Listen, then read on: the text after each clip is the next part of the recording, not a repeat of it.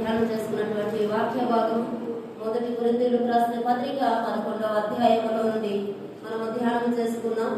అదేవిధంగా అదే కొనసాగింపులో ఈ ప్రభు వాళ్ళ ఆరాధన కొరకే సిద్ధపడుతున్నటువంటి మనము అలాగనే ఈ వారం కూడా కొనసాగుదాం. 11వ అధ్యాయము 23వ వచనం నుండి 26వ వచనం వరకు చదువుకున్న సమయంలో, నేను మీకు అప్పగించిన దానిని ప్రభు వల్ల పొందితిని, ప్రభు అయిన యేసు తాను అప్పగింపబడిన రాత్రి ఒక రొట్టెను ఎత్తుకొని కృతజ్ఞతాస్తుతులు చెల్లించి దానిని విరిచి, ఇది మీ కొరకు అయిన నా శరీరము, నన్ను జ్ఞాపకము చేసుకొనుటకై దీనిని చేయుడి అని చెప్పెను. ఆ ప్రకారమే భోజనమైన పిమ్మట ఆయన పాత్రను ఎత్తుకొని, ఈ పాత్ర నా రక్తము వలనైన క్రొత్త నిబంధన, మీరు దీనిలోనిది త్రాగునప్పుడల్లా నన్ను జ్ఞాపకము చేసుకున్నటకై దీనిని చేయడని చెప్పెను. మీరు ఈ రొట్టెను తిని ఈ పాత్రలోనిది త్రాగునప్పుడల్లా ప్రభు వచ్చు వరకు ఆయన మరణమును ప్రచురించుదురు అంటా ఉంది దేవుని వాక్యం. మనము ప్రభు యొక్క బలలో పాల్గొంటున్నటువంటి మనము చేయవలసినటువంటి పని, ఆయన యొక్క మరణాన్ని మనము ప్రచురము చేయాలి. మనము ఈ నెలలో ఎవరికైనా దేవుని వాక్యాన్ని చెప్పగలిగేమా? సువార్తను చెప్పగలిగేమా? ఈ నెలలో మన తోటి వారితో ఎవరితోనైనా మాట్లాడగలిగేమా? మనము ప్రచురము చేయగలుగుతూ ఉన్నామా? మనము చేయవలసినటువంటి పని ప్రచురము చేయాలి. మన దేవుని గురించి మనము ప్రచురము చేయాలి.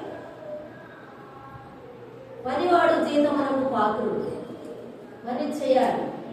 దేవుని పిల్లలముగా మనము పిలువబడినటువంటి మనము దేవుని పని చేయాలి, ప్రచురము చేయాలి. ఎందుకు ప్రచురము చేయాలంటే, మన కొరకు ఆయన చేసినటువంటి త్యాగాన్ని మనము ప్రచురము చేయాలి. మన పట్ల ఆయన చూపిన ప్రేమను మనం ప్రచురము చేయాలి. ఎవరైనా మన ప్రక్కవారు మనకి ఏదైనా మేలు చేస్తే మనము చాలా మందికి చెప్తాం, ఈ వ్యక్తి నాకు ఈ మేలు చేశారు, ఈ ఆపదలో నన్ను ఆదుకున్నారు, నాకు సహాయం చేశారని మనం ఎంతగానో చెప్తాం. కానీ ప్రభు యొక్క ప్రేమను మనం ప్రచురము చేయలేకపోతాం. పరమగీతంలో గ్రంథంలో ఉంది, ఆయన మనలను మరణమంతా బలంగా ప్రేమించాడు. మన కొరకు ఆయన తనను తాను అర్పణగా బలిగా అర్పించుకున్నాడు. అయితే ఆయన యొక్క ప్రేమను మనము ప్రచురము చేస్తూ ఉన్నామా? ఆయన శిలువ యాగాన్ని మనము ప్రచురము చేస్తూ ఉన్నామా? మన ప్రభువును గురించినటువంటి వాక్యాన్ని మనం ఇతరులకు చెప్పగలుగుతా ఉన్నామా? మనం అలాగ ప్రచురము చేయాలి. దేవుని పిల్లలముగా మార్చబడిన మనము, రక్షణ పొందిన మనము, మన రక్షణను గురించిన సాక్ష్యము ఇతరులకు చెప్పాలి. ఇతరులను మనం ప్రభువులోకి నడిపించేటువంటి వారంగా ఉండాలి. ప్రభు కొరకైన సంపాదించిన ఆత్మలు ఒకరోజు పరలోక రాజ్యంలో మనకి బహుమానాలుగా మిగులుతాయి. మరి మనము గత నెలలో విన్నటువంటి మాటలు మనము వివేచించుకోకుండా బలలో చేయవేసినట్లయితే మనము మొదట బలహీనులము అవుతాం. బలహీనులము అవడానికి కారణము ప్రార్థనలేవి మనకి ఉండటముతో బలహీనులముగా అవుతాం. అలాగనే మనము సమాధానముగా బలలో చేయవేయాలి. బలలో చేయవేసేటువంటి మనము ప్రార్థనలో ఉండాలి, సిద్ధపడాలి, సమాధానముగా ఉండాలి. మన తోటి వారితో సమాధానము మనకు కావాలి. సమాధానము లేకుండా మన ఎదుటి వారితో సమాధానం పడకుండా మన హృదయంలో ద్వేషము పెట్టుకొని మనం బలలో చేయవేస్తే మనము బలహీనులం అవుతాం. అలాగనే సహవాసము మనకు ఉండాలి. బలలో చేయవేసేటువంటి మనము సహవాసములో ఉండాలి, దేవుని సహవాసములో ఉండాలి, సంఘ సహవాసములో ఉండాలి. అలాగే రోగులముగా ఎందుకు అవుతామంటే, సిద్ధపాటు లేకుండా బలలో చేయవేసిన వల్ల మనము రోగులు అవుతాం. సిద్ధపడాలి ప్రభు సన్నిధిలో. ప్రభు బలలో చేయవేసేటువంటి మనము సిద్ధపడాలి. అందుకే సిద్ధపాటు కూడిగా సంపూర్ణ రాత్రి ఉపవాస ప్రార్థన మనం పెట్టుకుంటూ ఉన్నాం. ఎంతమంది సిద్ధపడ్డారు రాత్రి దేవుని సన్నిధికి వచ్చి? ఎంతమంది ప్రార్థనలో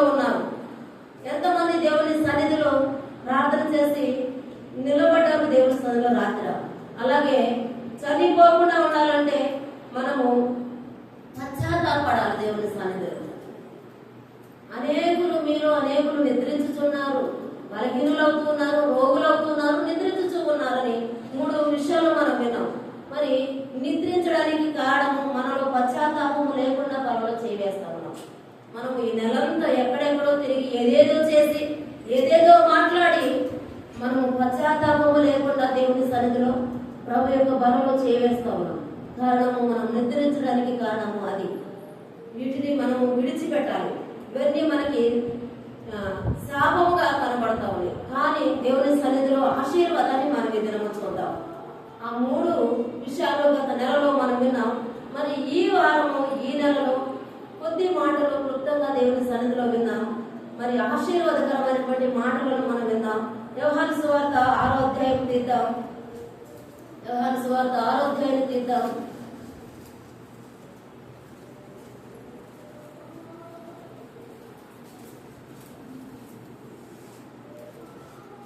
ఆశీర్వాదకరమైనటువంటి కొద్ది మాటలను మనము ఈ దినము విని ప్రభు యొక్క బలలోనికి వెళదాం. యోహాను సువార్త 6వ అధ్యాయము 56వ వచనాన్ని మనం చూద్దాం. నా శరీరము తిని నా రక్తము త్రాగువాడు నా యందును నేను వాని యందును నిలిచి ఉందుము. జీవము గల తండ్రి. మొదటిది మనము దేవుడు మాట్లాడుతూ ఉన్నాడు. నా శరీరము తిని నా రక్తము త్రాగువాడు నా యందు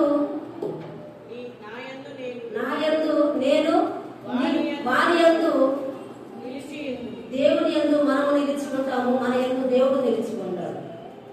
ప్రభు యొక్క బలలో చేయవేసేటువంటి మనము ఆయన శరీరాన్ని ఆయన రక్తాన్ని మనము పానము చేస్తున్నటువంటి మనము ఆయన సన్నిధిలో నిలిచి ఉండేటువంటి అనుభవం మొదటిది. మనము దేవుని సన్నిధిలో నిలిచి ఉంటాం. అలాగనే మరి 15వ అధ్యాయము 14వ వచనంలో చూస్తే ద్రాక్ష వల్లి తీగ వల్లిలో నాటబడినప్పుడు అది బహుగా ఫలిస్తుంది. 15వ అధ్యాయము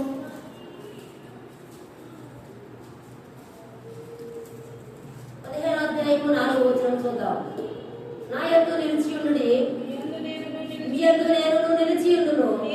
తీగ ద్రాక్షవల్లిలో నిలిచుంటేనే గాని దానంతట తానే ఎలా ఫలించదో అలాగే నా యందు నిలిచి ఉంటేనే గాని మీరును ఫలింపరు.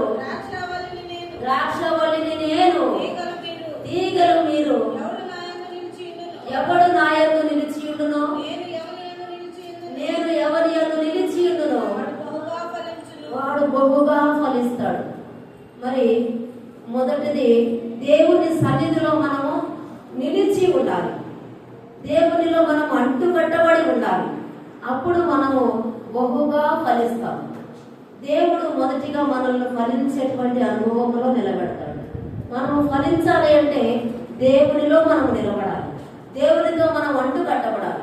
నా ఇష్టానుసారంగా నేను తిరుగుతాను, నేను ఎక్కడెక్కడో ఉంటాను, ఎప్పుడో నా ఇష్టం వచ్చినప్పుడు ప్రభు దగ్గరికి వస్తానంటే మనం ఫలించలేము. గతంలో పోయినటువంటి ఆ జాబితాలోనికి మనం వస్తాం. శాపగ్రస్తమైన పరిస్థితిలోనికి మనం వస్తాం. మనము బహుగా ఫలించాలి అంటే, సమాధానకరంగా దీవెనకరంగా ఉండాలంటే మనము దేవునితో అంటుకట్టబడాలి, దేవునిలో నిలిచి ఉండాలి. అలా నిలిచి ఉన్నప్పుడు మనము బహుగా ఫలిస్తాం.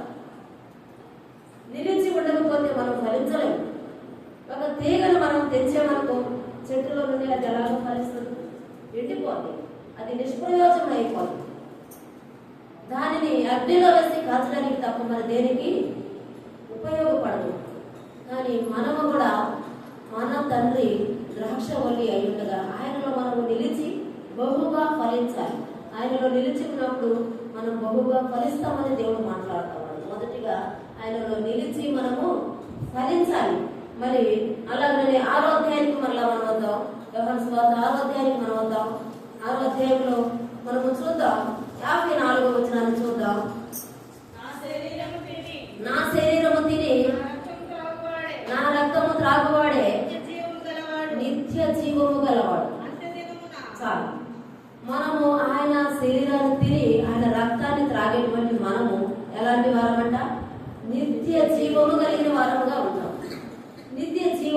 పొందుకోవాలంటే ప్రభు యొక్క రక్తాన్ని త్రాగాలి, ప్రభు యొక్క శరీరాన్ని మనము తినాలి. ప్రభు శరీరాన్ని తినాలంటే ఆయన రక్తాన్ని త్రాగాలంటే అది అలా బాప్తిస్మం తీసుకోగలము. బాప్తిస్మం తీసుకొని ఆయన యొక్క పాత్రలో చేయవేయాలి. అప్పుడు మనము నిత్య జీవానికి వారసులము. రక్షణ లేకుండా ప్రభు బలలో చేయవేయకుండా ఉంటే నిత్య జీవానికి మనము వారసులముగా అవలేము. చాలా మంది బాప్తిస్మం తీసుకోమంటే అదేదో ఒక భయముగా, మరి ఎందుకో తెలియదు కానీ చాలా మంది వెనకేస్తా ఉన్నారు. వెనకేస్తూ ఉంటే నిత్య జీవాన్ని మనం కోల్పోతాం. అదే కదా ధర్మంతుడైన యవనస్తుడు వ్యసనం పడుతూ తిరిగి వెళ్ళాడు. నిత్య జీవములకు వారసుని కావాలంటే నేను ఏం చేయాలని ప్రభుని అడిగినప్పుడు ఆయన అంటా ఉన్నాడు, నువ్వు నన్ను వెంబడించు అంటా ఉన్నాడు. ప్రభువుని మనం వెంబడించాలి. మనము బాప్తిస్మం తీసుకోవాలి, రక్షణ అనుభవంలోనికి రావాలి. రక్షణ అనుభవంలోనికి వచ్చిన మనము ప్రభు యొక్క బలలో చేయి వేసినప్పుడు మనము నిత్య జీవము కలిగిన వారిగా మార్చబడతాం. మనకు నిత్య జీవము కావాలి. మొదటిది మనం బహుగా ఫలిస్తాము, రెండవది నిత్య జీవాన్ని మనము పొందుకుంటాం. మరి నిత్య జీవము పొందుకోవాలంటే మనము దేవుని సన్నిధిలో నిలిచి ఉండాలి. అలాగనే కిందకు వచ్చినట్లయితే అంత్య దినమునంట వారిని నేను లేపుదును అంటా ఉన్నాడు. మూడవది అంత్య దినాన మనలను ఆయన లేపుతాడు. అంత్య దినాన లేపాలంటే మనము ప్రభు యొక్క బలలో పాల్గొనాలి. ప్రభు యొక్క శరీర రక్తాలలో మనం పాల్గొనాలి. బాప్తిస్మం పొందాలి. ఖచ్చితంగా రక్షణ పొందాల్సిందే. ఖచ్చితంగా బాప్తిస్మం తీసుకోవాల్సిందే. ఖచ్చితంగా ఆయన బలలో పాల్గొనవలసిందే. అలాంటప్పుడే అంత్య దినాన మనలో ఆయన లేపుతాడు. అంత్య దినాన లేపడం అది అంత ధన్యకరమైన విషయం.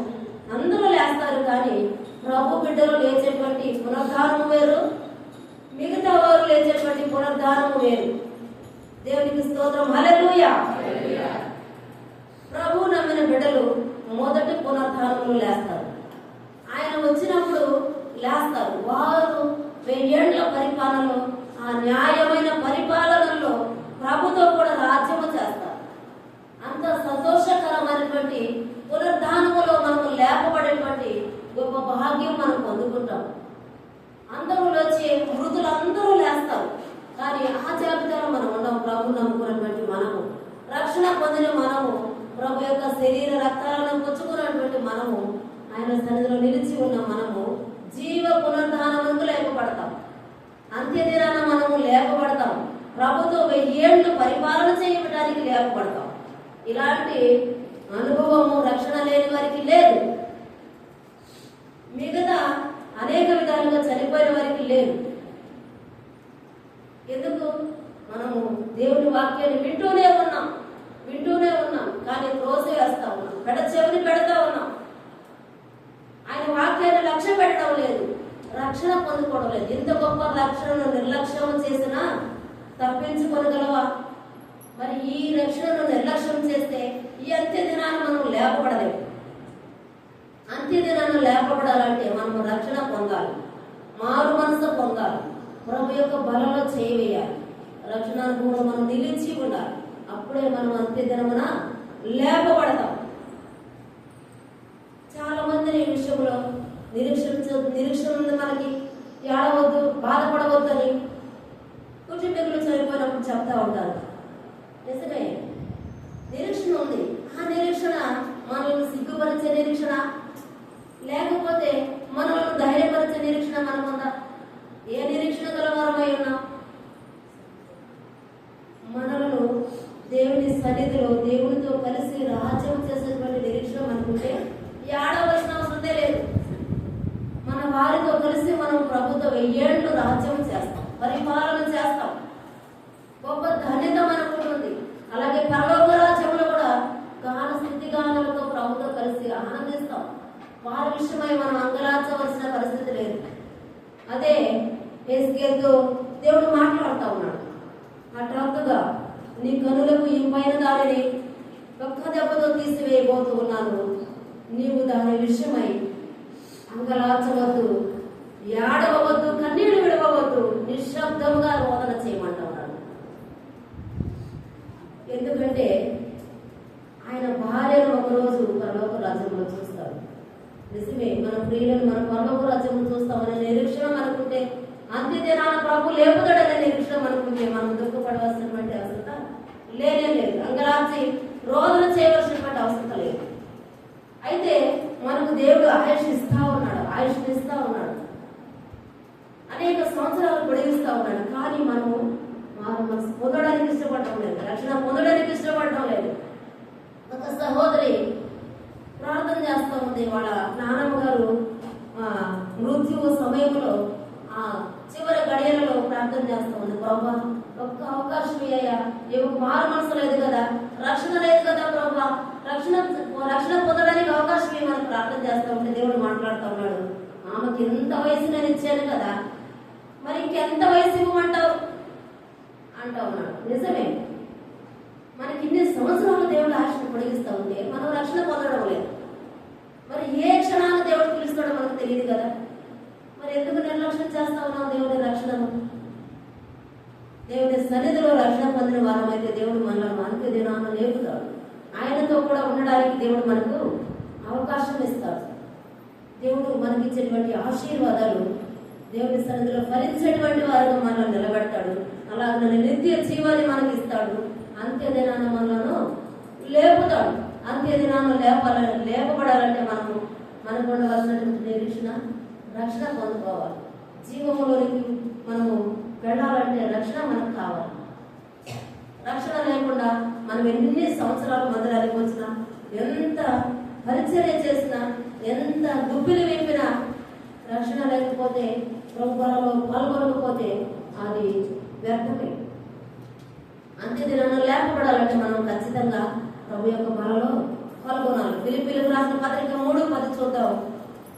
ఫిలిప్పీలకు రాసిన పత్రిక 3:10 చూద్దాం.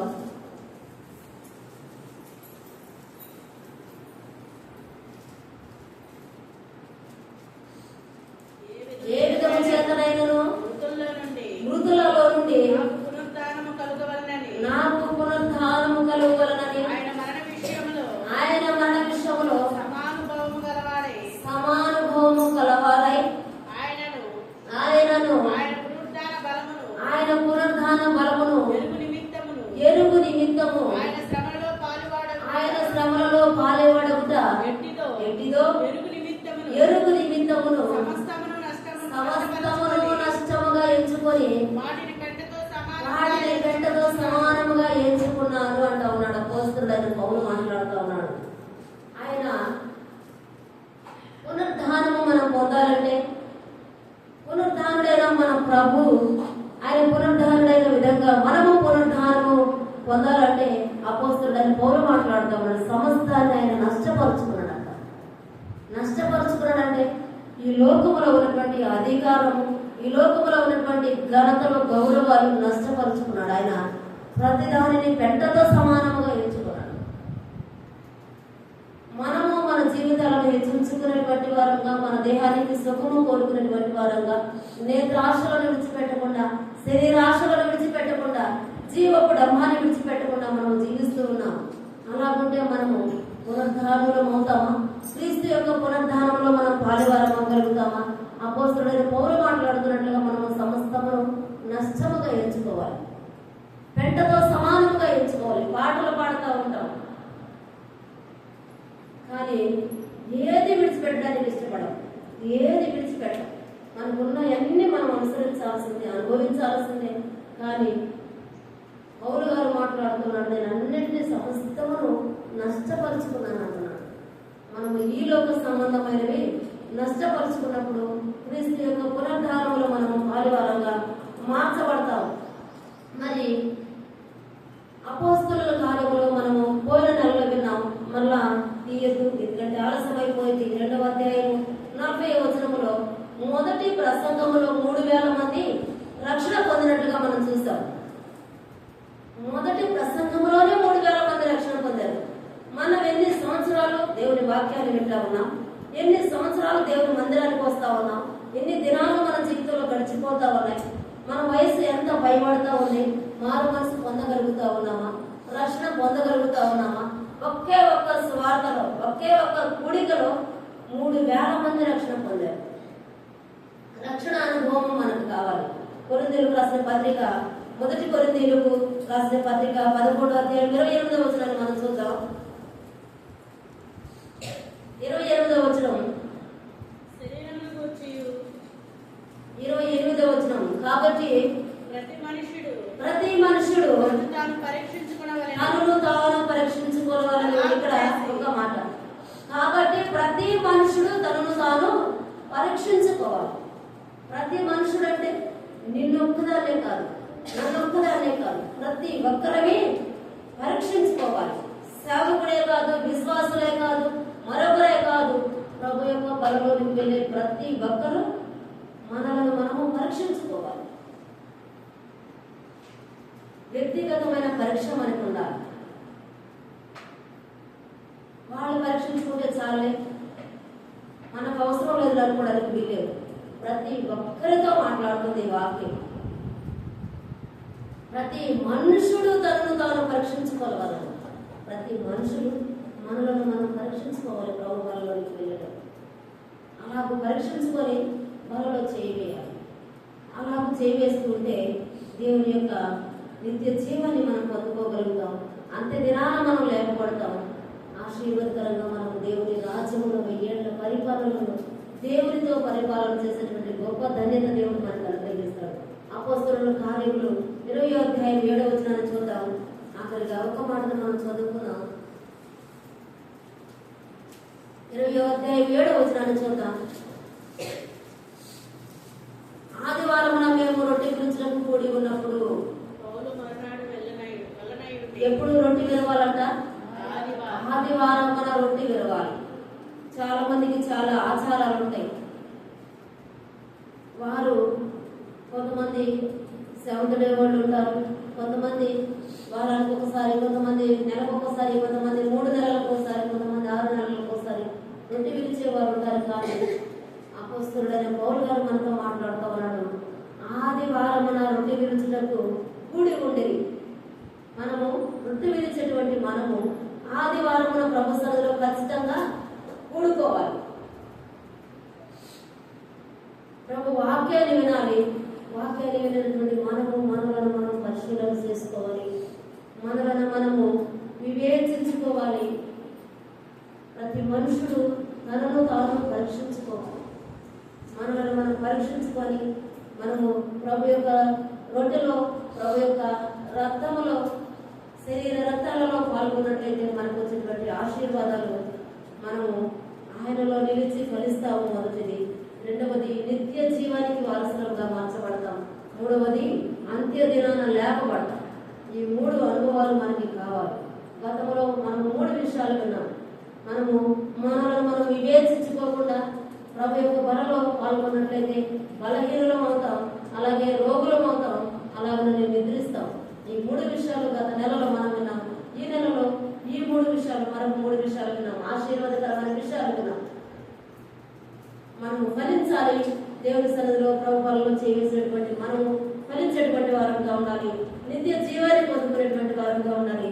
అంత్య దినాన్ని లేపబడేటువంటి వారంగా ఉండాలి. ఈ 3 అనుభవాలు దేవుడు మనకు నిశ్చయముగా అనుగ్రహించును గాక. ఆమేన్. ఈ కొద్ది మాటలు దేవుడు మన మిత్రుల్లో దీవించును గాక. ప్రార్థన చేస్తున్నాము. మోకరిద్దాం. మమ్మల్ని మిత్రులుగా ప్రేమించిన దేవా, మీ వందనాలు, స్తోత్రాలు చెల్లిస్తున్నాము. గరుడా, ఉత్తముడా, శ్రేష్ఠుడా, బలవంతుడా, మీకు వందనాలు చెల్లిస్తున్నాం ప్రభా. ఇదిగో మా తండ్రి, ఇంటి స్థలంలో చేరి ఉన్నటువంటి మమ్మలను బట్టి మీకు స్తోత్రాలు ప్రభా. ప్రత్యేకంగా రక్షణ పొందినటువంటి మమ్మలను బట్టి మీకు స్తోత్రాలు. వాళ్ళకి వెళుతున్నటువంటి మాతో మీరు మాట్లాడినందుకే మీకు స్తోత్రాలు చెల్లిస్తున్నాము నాయన. మా ప్రభా నాయన, మమ్మలను మేము పరీక్షించుకోవడానికి కృపను దయచేయండి నాయన. మీకు స్తోత్రాలు మా ప్రభా. వందనాలు నాయన. ఫలించేటువంటి అనుభవం మీరు మాకు దయచేయండి నాయన. నిత్య జీవములకు వెళ్ళే కృపను దయచేయండి. అంత్య దినాన లేకపోతే గొప్ప భాగ్యాన్ని మీరు మాకు దయచేయండి దేవా. సహాయం చేసి నడిపించమని ప్రభా.